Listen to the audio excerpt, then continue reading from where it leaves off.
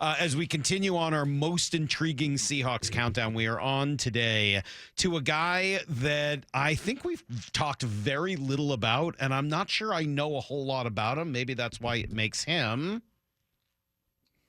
number 13. 12. Number 12. I tried to put the new one in here and it didn't work. Number 12. Devin Bush. Who's Devin Bush? He's short, certainly compared to other linebackers. You see him out there. He's smaller than Jamal Adams. He's smaller than probably Julian Love. Like, he's a safety, but he's a linebacker, and he was a fantastic linebacker in college at Michigan. He was a first-round pick at Pittsburgh, where their linebackers are their legacy, and it never really worked out for him. He was injured, and I think that probably took away a little bit of the speed. But he is supposed to be the kind of guy that comes in and makes plays, that makes those splash plays we talked about all that time with Bobby Wagner. I think it's one of the things Schneider liked about him when they brought him in. As a player, Devin, obviously an instinctive player, really talented college player. The thing that stands out this past year is the way he'll strike you. He can really take on guards. He's not afraid to throw his body around, and he still has that short close about him. Closing the distance and like playing with good angles, and again, the good eyes. It'll be fun. It'll be fun to see him fit into our group here. Find somebody who loves you like John Schneider loves a cast-off ex-first-round pick. Yeah. John loves to bring in those guys that didn't work out somewhere else, and not all of them have worked here. He certainly tried it. Luke Jokel was a guy he gave some money to that didn't work, but Deion Jordan and some others have maybe worked out better than others. So which will Devin Bush be? Is he a guy that is simply just too undersized to play that position?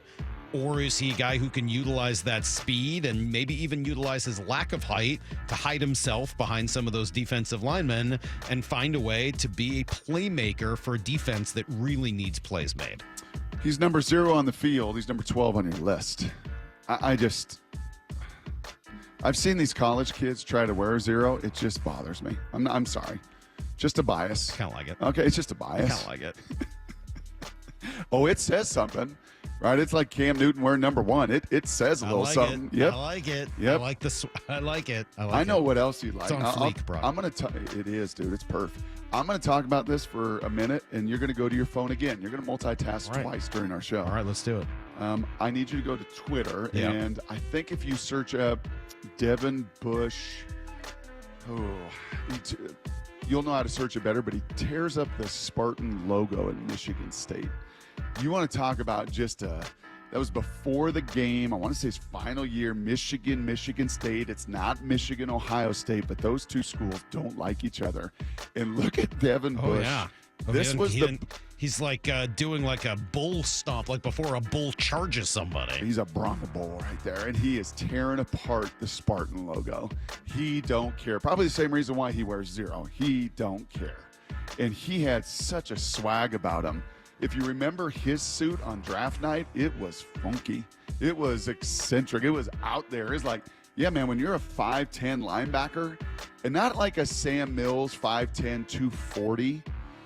Oh, gosh, who was that guy that played for the Bills? He knocked me. London Fletcher hit me so hard in the preseason, too. Like, oh. And Dave Wyman will say this.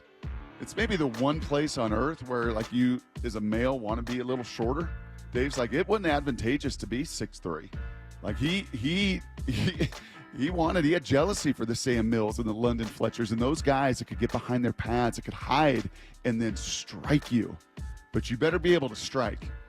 And part of the reason, Salky, that he was available on a 1-year small deal was because the market looked at his tape and said, there's plays he still has it, but then there's plays he doesn't have it. So can he have it consistently on a 1-year deal where he's got to prove to this league? And frankly, and I didn't know this in April, I didn't know it in May, I feel like I know it now in August. Frankly, he's playing to keep Jamal Adams off the field or away from his spot too. Undersized, weak side linebacker that can run and hit. That's going to be a lot more of Jamal Adams' bio when he does come back. and how quickly he comes back, and what it looks like with Devin Bush, and how Devin plays in Jamal's absence will be very, very intriguing. So what does it look like if everyone's healthy? I know that doesn't always happen, and these things have a way of just working themselves out.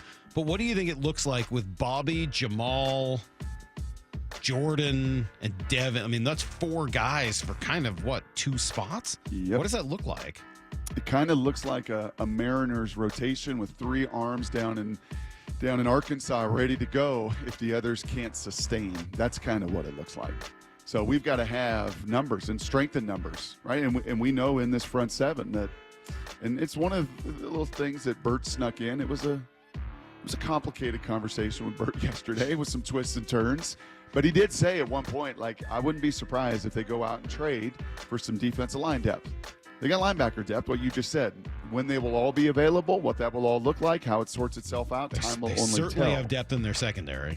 Lots of depth in their secondary. So the interior of that D-line probably still needs a body or 2. So that doesn't surprise me in the next 3 weeks something happens there. But to your question, man, you want strength in numbers, especially coming off ACL, coming off back-to-back lost years for Jamal, coming off for Devin, a devastating knee injury early in his career, coming off Bobby Wagner at this just stage. Can he play 3 downs every game? So they built some depth in there. When they all come back, it will be very, very intriguing. All right, he's number 12 on our most intriguing list. Tomorrow we will be on to number 11, and then the top 10 starts, of course, next week.